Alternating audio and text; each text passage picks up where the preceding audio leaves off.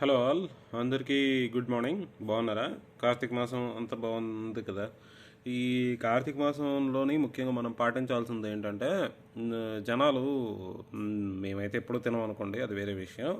జనాలు అందరూ non veg తినడం మానేయండి దయచేసి. కనీసం ఈ కార్తీక మాసంలో మానేయండి అని ఎందుకు చెప్తున్నామంటే, ఈ సీజన్లో పర్టికులర్గా జనాలకు తిన్న అరగదు, చాలామంది ఇబ్బంది పడుతుంటారు. అది కాక ఈ సీజన్లో ఉండే వాతావరణం ఏంటంటే బేసిక్గా చల్లగా ఉంటుంది. ఈ చల్లగా ఉండడం వల్ల మన శరీరంలో డైజెస్టివ్ సిస్టమ్ కొంచెం తక్కువ పనిచేస్తుంది, కాబట్టి అంత ఫుడ్ అరగదు. అదీగాక ఈ వాతావరణానికి ఆ ఫుడ్ అరగకపోతే ఇంకా లేనిపోని సమస్యలు వస్తాయి. అదీగాక ఈ కోళ్ళు, జంతువులు ఇవి మీరు ఏవైతే నాన్ వెజ్ తినేవాళ్ళు ఉన్నారో కొంచెం ఈ సీజన్లో ఆరోగ్యం జాగ్రత్తగా చూసుకోండి, తగ్గించుకోండి, బాగా తగ్గించుకోండి. అసలు కార్తీక మాసం మానేయండి.